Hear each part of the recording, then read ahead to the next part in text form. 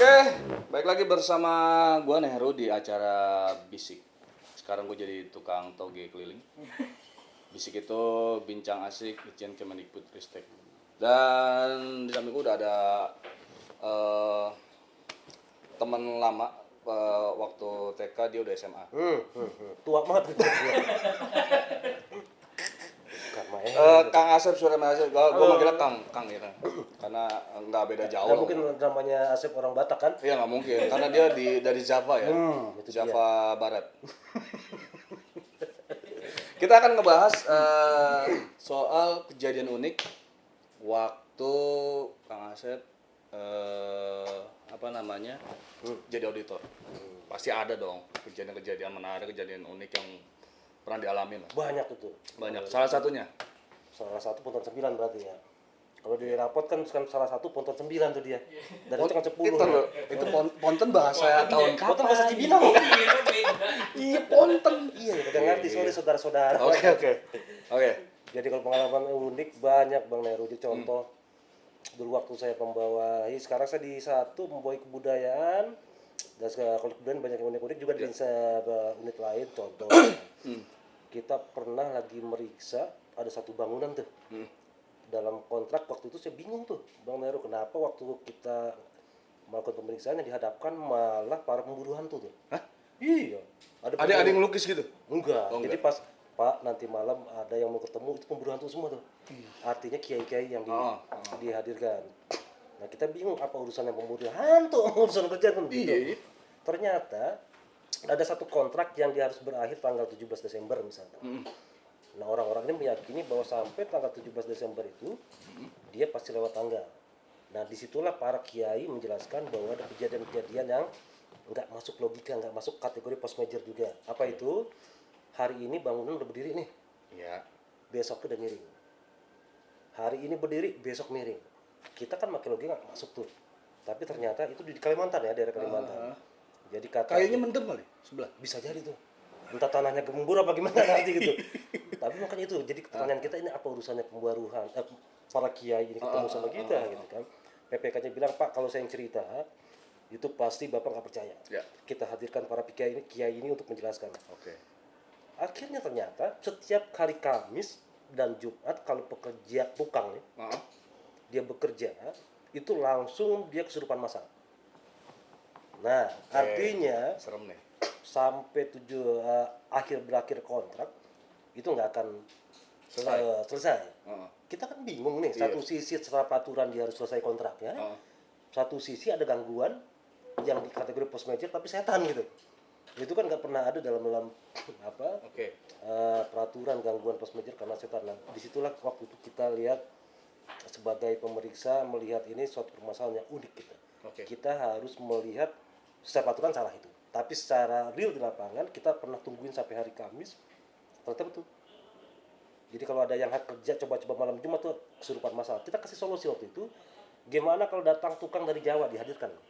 Kesurupan juga, kagak ngaruh tuh.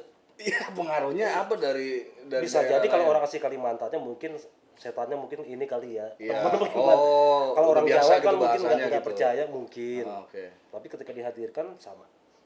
Otomatis pekerjaan setiap Kamis berarti kan kurang satu hari itu. Iya. Jadi kalau untuk ngejar kontraknya dia pasti nggak kekejar. Itu yang unik satu. Kedua kalau di kebudayaan ya. Tunggu. Nah itu terus solusinya gimana? Solusinya ya sebenarnya kita kasih solusi yang terbaik lah ya. Kita minta pada saat itu tetap dioptimalkan untuk lembur. Jadi kalau Kamis siang hari, Jumat Sabtu Minggu mereka harus 24 jam. Nggak ada cara lain. Terlepas mereka selesai nggak selesai itu bukan urusan kita. Cuman kita mengamini bahwa itu ada masalah di lapangan. Walaupun itu menyalahi aturan tapi ya mau. Kalau waktu dia telat pasti menyalahi aturan. Tapi ketika kita kasih solusi untuk lembur, itu solusi dari kita. Dan mereka lakukan. Dan nggak ada masalah. Pada saat kita itu alhamdulillah sampai walaupun katanya telat cuma 6 hari lah. Gitu. Kalaupun 6 hari berarti denda keterlambatan lah ya seperti itu. Jadi ya itu kita mau nggak mau naluri seorang pemeriksa itu harus dilatih juga, jangan hanya tekstual gitu ya, lihat peraturan tapi lihat kondisi di lapangan ada masalah-masalah yang nggak masuk dalam peraturan nih, kayak gitu. Jadi ada hal yang itu satu yang unik. Terus ada juga kalau di kebudayaan, pernah tahu nggak masalah, saya pernah mempermasalahkan ada narasumber dibayar orang 10 juta gitu. Waktu memeriksa revitalisasi semacam candi pemugaran ya. Oke. Nah saya cari ini kenapa 10 juta kita panggil. Ternyata tahu nggak, orang yang dibayar itu dia bisa tahu di mana letak tangan bila candi itu hilang. Contoh, ada candi Bima nih ya. Oke. Kupingnya hilang, tangannya hilang. Orang ini bisa ke barat, gali 3 meter, ketemu tuh. Kita mau debat apa? Akhirnya kita diem. Tapi itu kejadian di lapangan. Kejadian di lapangan. Di Jogja ada 2 orang kalau nggak salah yang punya kemampuan itu.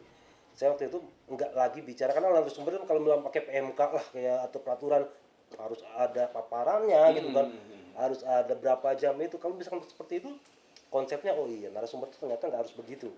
Orang yang memberikan informasi sekalipun dia dianggap sebagai jasa profesi kan gitu. Jadi Tapi di aturannya ada seperti itu memang. Ada bahwa dia memberikan informasi termasuk kategori narasumber. Nah kayak gitu-gitu juga unik memang di kebudayaan, kita nggak pernah temuin sebelumnya. Saya pernah dikejar-kejar sama satu RT di Jeneponto tuh. Itu gara-gara meriksa makam raja tuh. Waktu itu ada pemugaran raja-raja Jeneponto di daerah Sulawesi ya. Nah kalau audit itu kan kita langsung naik-naikin palanya sekisi kuburan tuh. Iya. Gitu kan mati lampunya. Dia sendiri tuh. Dia sendiri tuh. Dia sendiri. Nah udah gitu lanjut deh. Lanjut.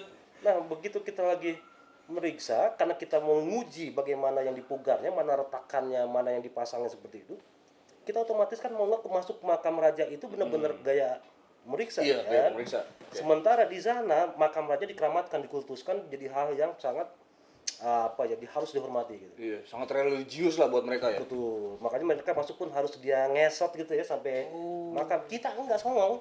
Kita taikin raja, kita ukur-ukur begitu ya. Oh, iya. Sampai masyarakat ngeliat kita, dipanah. katanya kita sokong. Itu 2 kali, di Gresik juga sama. Nggak sempat dipanah kan? Enggak. Nggak sempat. Tapi akhirnya dijelaskan sama kunciannya bahwa kita dari Ijen gitu ya. Oke. Bahwa hal seperti ini memang harus dilakukan baru mereka ngerti. Padahal tadinya mereka udah marah, dianggap kami ini nggak sopan. Iya. Ada hal yang jarang kita temuin kalau dalam audit biasa. Terus yang terakhir mungkin saya pernah di kebudayaan ngawal masalah pawang hujan. Parameternya gimana tuh pawang hujan tuh? Pawang hujan. Pawang hujan. Tahu nggak di tempat Bang Nero ada nggak pawang hujan? Ada banyak itu. Itu dibayar berapa? Tergantung situasi kalau Misalnya yakin nggak bisa berhenti hujannya? nggak yakin juga sih. Karena kitanya ya, karena Untung-untungan kan? Untung-untungan, ya? iya. Untung-untungan. Nah itu waktu itu pas konsernya pengalaman pribadi ya. Entah walau bener enggaknya waktu di Kempot nih. Di Kempot konser itu ada satu pawang yang dia bisa menjamin bahwa saat konser dia tidak akan turun hujan. Lalu kita pastikan tuh. Pada saat event itu waktu itu ada konser beberapa ya, ada netral juga. tapi memang kondisinya Musim musim hujan. hujan. Musim Oh, hujan. Oke.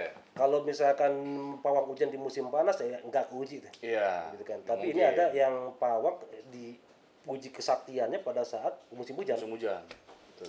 Itu betul pas saat di Kempot itu almarhum pentas kering sama sekali kering. Apa kebetulan kali? Enggak.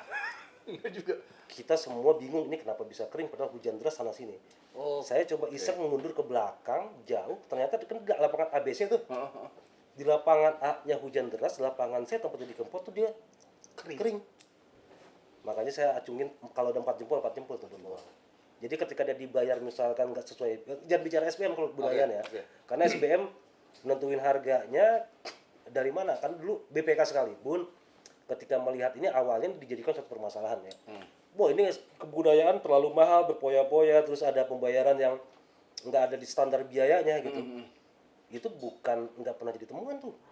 Itu pernah jadi temuan BPK tuh di masyarakat. Tapi solusinya dari BPK agar dibuat peraturan sendiri terkait dengan seniman ini di kebudayaan. Nah sekarang kita nih seniman diminta harganya lu tampil berapa gitu. Mereka kan nggak mau tuh. Iya. Gitu. Jadi satu-satunya yang bisa bikin standar biaya masukan lainnya atau standar biaya selain SBM itu cuma didikti. Kebudayaan nggak pernah berhasil karena seniman nggak bisa Nggak bisa custom. dinilai dengan Nggak. uang juga sih ya. Nggak bisa. Misalkan Ahmad Albar standarnya 100 juta nggak bisa begitu. Mereka punya hak untuk menaik turunkan seperti itu. Itu enak juga suaranya. Iya. Iya. Coba tuh. Misalnya gini, misalnya ada satu benda yang buat kita tuh biasa aja sih, nggak ada nilainya kalau buat kita, misalnya keris lah contohnya. Tapi buat misalnya buat orang di daerah keraton misalnya gitu, itu nilainya tuh sekian ratus juta bahkan tak terhingga. Nah itu cara menghitungnya gimana kalau kayak gitu Nggak akan ketemu tuh. karena kayak gitu ya? Itu. Tapi kalau perlu dibedain nih, kalau di kebudayaan ada dua klaster. Keris itu bisa masuk dua klaster tadi. Satu dia bisa nilai budaya, bisa cagar budaya. Oh, cagar Ketika budaya. bicara bendanya si keris, ketika dia lewat 50 tahun maka dia masuk cagar budaya. Oke. Tapi ketika dimandiin kerisnya, itu jadi nilai budaya. Jadi kalau di budaya itu ada dua UPT yang membawahi nilai budaya sama cagar budaya. Ketika nilai budayanya dia Balai Pelestarian Nilai Budaya. Itu mengurusi upacara adatnya, ritualnya, itu masuk nilai-nilai. Tapi kalau cagar budaya ada BPCB itu, Balai Pelestarian Cagar Budaya. Jadi keris ini bisa masuk dua, sepanjang dia bendanya lebih dari 50 tahun maka cagar budaya tuh. Kalau dia dimandiin, dikeramatkan, terus langsung ada upacaranya, dia masuk pada nilai budaya. Jadi kalau misalkan bicara ini nilainya berapa ya gitu, nggak bisa. Contoh lah saya kasih gambaran yang Galeri Nasional pernah mau beli lukisan sampai 400 juta tuh. Saya lupa punya anaknya Apandi atau Basuki Abdullah waktu itu. Nah dari mana ukurnya tuh? 400 juta untuk harga lukisan seperti itu, karena di SBM nggak ada lukisan harganya 400 juta. Nah, saya baru paham kalau itu ternyata di Indonesia yang bisa menentukan harga lukisan adalah kurator seni. Jadi kurator seni inilah yang menaksir harga dari lukisan atau barang tersebut. Saya yakin keris juga sama. Jadi kalau cari parameternya, harganya nih nggak segini, nggak bisa. Di kebudayaan itu memang sangat abstrak, tapi tetap ada referensinya. Oke. Gitu, Bang Heru. Aneh kayak gitu, tapi real di lapangan ada. Terus pernah nggak sih Kang? Ya kan selain dari kekuburan gitu-gitu, terus ada kayak kuburan kan ya apa namanya, kita nilainya kan ininya kan retaknya segala macam ketika diperbaiki kan gitu. Kalau misalnya pernah nggak sih kayak ke keraton gitu-gitu, terus ya kan kayak ke keraton Kasepuhan kan agak sulit juga tuh masuk tuh. Benar, kita harus izin bisa nggak dulu. sih? Bisa. Kita pernah ke keraton, terus kita harus izin Dan ada dulu. benda-benda yang ini nggak? Ya, sepanjang mereka nerima bantuan, terus ada benda-benda. Bahkan ada pengalaman unik juga yang saya pernah masuk ke Patilasan Nyimas Gandasari namanya. Nyimas Gandasari. Jadi kalau ketika ada kita dua berarti ganda ya, ganda campuran. Tapi anehnya Nyimas Gandasari ini ternyata laki-laki. Oh gitu. Iya, jadi dia orang Aceh yang akhirnya berpakaian seperti perempuan, katanya begitu ya. Nah, di sana ada makamnya, Patilasan tuh makam. Nah, waktu kita lagi ngaudit, meriksa ke sana, itu sebenarnya ada clue dari si kuncennya, Bapak kalau masuk makam itu harus jalan mundur.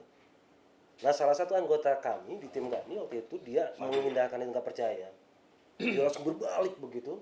Gua nggak percaya, dia bilang gitu ya. Iya. Nah, akhirnya si kuncennya marah, dia langsung pesan ke saya, Pak, tolong Bapak mewakili tim untuk minta maaf pada makam itu. Karena kalau misalnya Bapak tidak minta maaf, penghuni di sini akan marah dan itu kan katanya mengikutilah kata saja.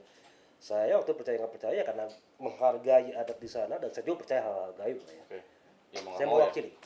Begitu masuk ke makam tadi, Patilasan tadi ternyata ada 4 makam dan saya dibakarin menyan, dan akhirnya sudah dialog dengan kuburan tadi. Saya walaupun satu arah. Kalau 2 arah saya kabur Bang. Gak berani saya tuh.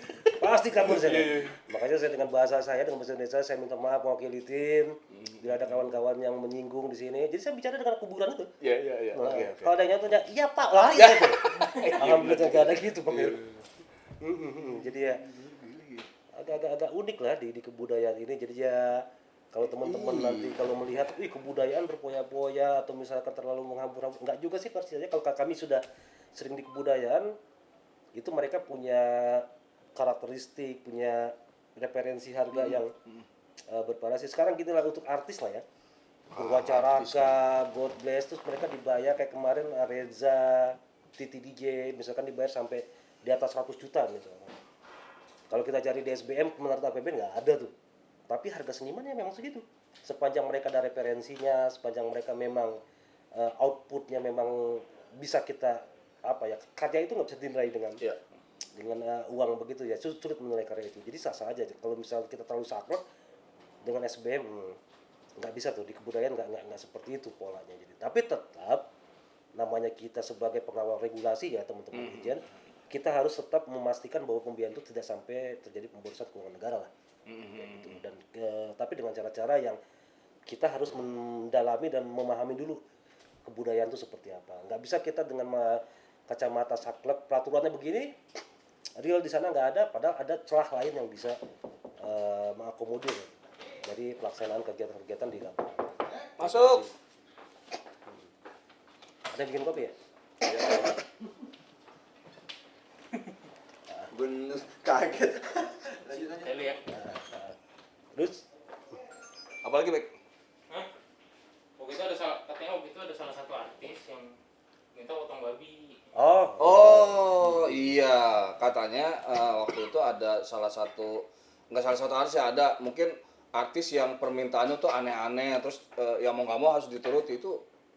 mau nggak mau, karena kalau misalkan teman-teman tahu di RKKL di kebudayaan itu rencana biayanya mereka sering menganggarkan semacam kalau di Papua dibilangnya biaya kontak.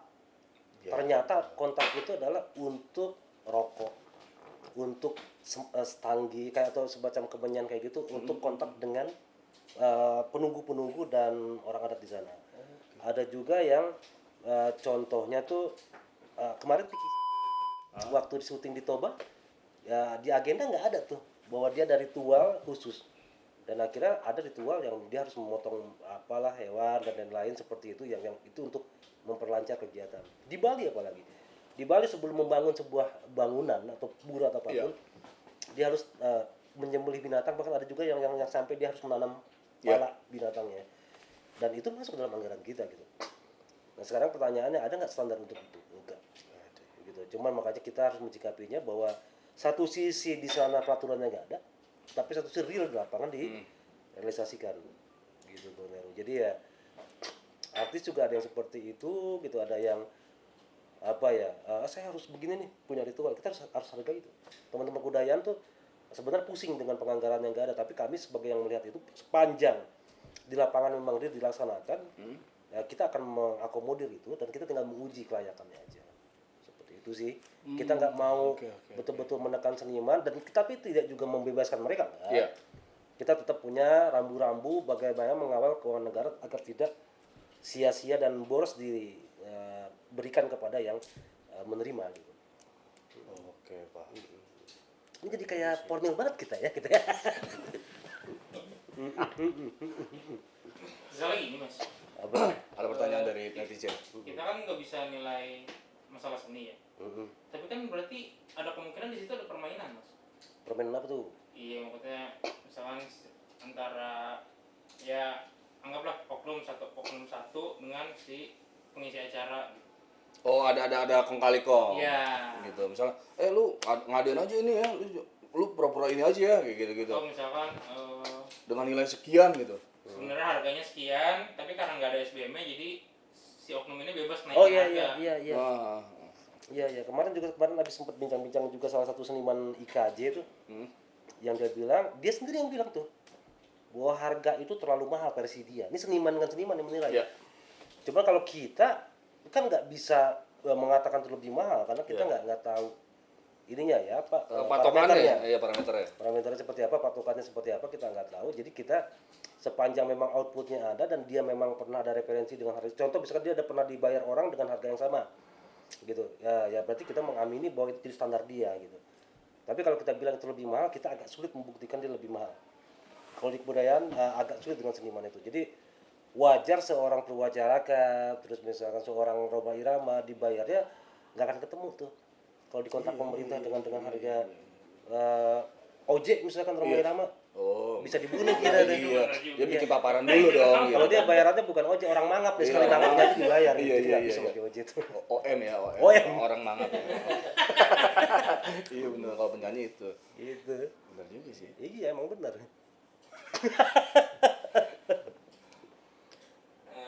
Apalagi tadi. Apalagi misalkan itu pernah ada satu kasus gini nih. Kalau dalam kontrak nih ya, misalkan ada satu artis mengisi acara, tiba-tiba dia nggak jadi tampil atau misalkan berhalangan, itu sebenarnya harus dibayar apa enggak tuh? Enggak dong. Enggak. Kan dia enggak berhalangan hadir dan enggak tampil. Pernah kejadian kayak gini, teman-teman. Jadi ada cita-cita tak waktu itu sama netral. Ya. Cita-cita tak nggak jadi ngisi acara, sudah netral ngisi acara, tapi hujan Oh. gitu. Nah cita-cita tak ini karena dia tidak tampil secara keuangan negara lah ya, karena waktu itu sempat ramai juga kasusnya tuh. Kalau dari sisi keuangan negara karena dia tidak tampil berhalangan, seharusnya dia tidak dibayar tuh. Ya. Gitu, karena memang entah ada masalah katanya dengan artis yang lain, kita nggak melihat itu, tapi kalau dari segi pengawalan keuangan, orang yang tidak jadi tampil ketika dikontrak harusnya nggak dibayar. Ya. Tapi netral, dia udah nongkrong tuh, lagi di panggung udah mau tampil, hujan deras, bahkan sampai 2 jam lebih hujannya nggak berhenti. Ya. Alat basah diamanin, dia harusnya tetap dibayar. Enggak, bukan netral ini makan gaji buta, enggak. Tapi dia sudah standby untuk manggung, tapi hujan, itu kategori force majeure dalam pengadaan barang. Jadi boleh dia dibayarkan walaupun dia nggak nyanyi. Ya karena ada satu hal yang Ada satu hal yang mengganggu aktivitas, dalam arti menghalangi mereka tampil, tapi mereka minimal sudah standby. Perihal mereka nggak jadi nyanyi itu bukan salah dia tuh. Oh ya. Gitu. Jadi waktu itu kita sikapnya beda tuh antara kedua kasus itu. Kita mempersilahkan teman-teman di Kebun untuk membayarkan terhadap grup atau seniman yang sudah hadir walaupun dia nggak jadi nyanyi ketika ada gangguan yang bisa kita pertanggungjawabkan alasan reasonnya seperti itu. Gitu. Terus misalkan anggaplah di ITIN ya, saya kan juga sedikit belajar ya. Kalau misalkan pembelian atau pengeluaran uang di atas 10 juta itu kan harus ada data dukungnya mas, kayak HPS segala macam ya. Nah kalau misalkan untuk artis gitu ada juga mas? Artis jangan lupa kalau misalkan di peraturan pengadaan barang jasa itu ada pengadaan barang jasa yang dikecualikan, dia diatur di PRK. Kalau nggak salah sekarang PRK LKPP nomor 5 ya, di mana di dalamnya mengakomodir pekerjaan yang dikecualikan itu termasuk pekerjaan seni, budaya, dan industri kreatif. Ketika bicara seni budaya, maka dia dikecualikan dalam arti tidak seperti pengadaan barang jasa normal seperti itu. Jadi kalau misalkan apakah ada referensi, biasanya kalau teman-teman yang kita sering tekankan, cari kontrak dia dengan instansi lain, itu buat referensi harga. Kalaupun nggak ada, kita minta penawaran dari dia, itu sudah cukup menjadi referensi dasar kita membayar dia. Dulu kita pernah diizin Bentikus, kita pernah itu kalau cari SBM kan nggak ada, dan kita minta penawaran dari manajemennya, dan Bentikus itu bikin manajemen bersurat ke kita menawarkan dengan ridersnya, bahkan ada penginapannya juga. Nah itu jadi dasar harga kita untuk menyusun pembayaran. Jadi apakah adanya dengan cara seperti itu. Kalau dia pun nggak mau kasih kontrak sejenis karena itu kan dianggap rahasia dapur gitu ya. Nah itu biasanya kita minta penawaran dari dia, jadi minta dibayar berapa, apa jadi rinciannya. Gitu. Jadi ya disesuaikan dengan dia apa yang dia minta ya, berapa yang dia minta. Kayak gitu ya. Untuk pembayarannya gitu perlu faktur pajak. Sepanjang dia menambah penghasilan, peraturan pajak berlaku untuk semua orang yang memiliki NPWP atau tidak. Iyalah. Oh iya, NPWP jatuhnya. Iya. Dia sebagai objek pajak ya wajib untuk urusan perpajakannya kayak gitu. Walaupun dia tidak punya NPWP pun ada peraturan perpajakan yang dia patut dikenakan sepanjang dia menerima penambahan penghasilan gitu ya. Kayak gitu. Begitu saudara-saudara. Menarik juga sih sebetulnya. Sekarang gue bingung mau ngebahas apa lagi. Udah dibahas semua. Sama. Iya. Apa sekarang panggil narasumber yang lain yang bisa Iya, ada narasumber yang lain mungkin. Oke, itu dia bincang kita sama salah satu auditor, kejadian-kejadian menarik ketika beliau tugas di suatu daerah.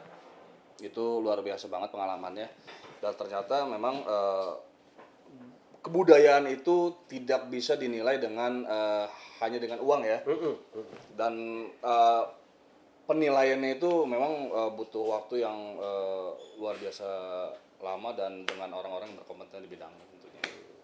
Oke, sampai jumpa di basic selanjutnya. Gua Neru, tukang toge keliling. Assalamualaikum warahmatullahi wabarakatuh. Dadah. Assalamualaikum.